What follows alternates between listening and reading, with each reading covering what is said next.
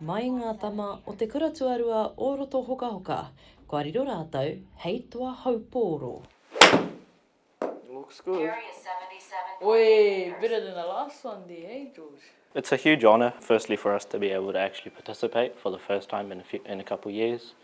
And it was an unexpected win to be able to actually win this competition with the long history that this tournament's been going on for. Ko George Hiini no Ngāti Rangiwewehi, te kaumārima o na tau, I whakataitai I te whakataitai haupōro o J.I Manihera I Kawerau, me tana tīma toko whā.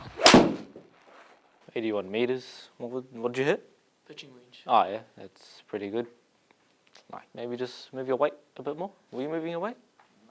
Nah. Oh yeah, so maybe just move your weight. Push through.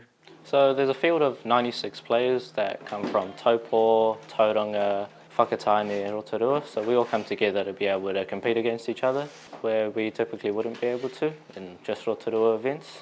Hei tā Hiini, he mea nui te hokinga mai o te tīma haupōro nei o te kuratuarua o roto hoka hoka ki te whakataitai nā te mea, he Māori te katoa o te tīma. Oh hell, where did that one go? Oh. I think that Māoris will really enjoy it. It's different to basketball, rugby. It'll allow them to grow mentally. Like golf's a really mental game.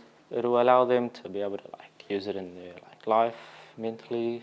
Ko te whakataitai haupōro o Kawerau, tētahi o ngā whakataitai e toru mō tēnei ki tīma toko whā I tēnei ki tau.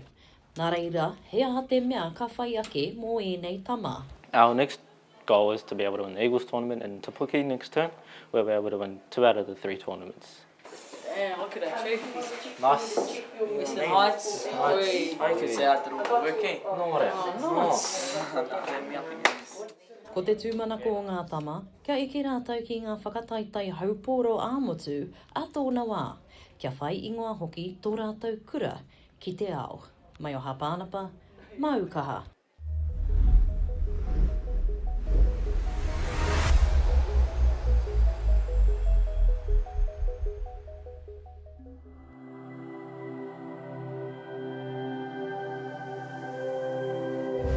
Ko te reo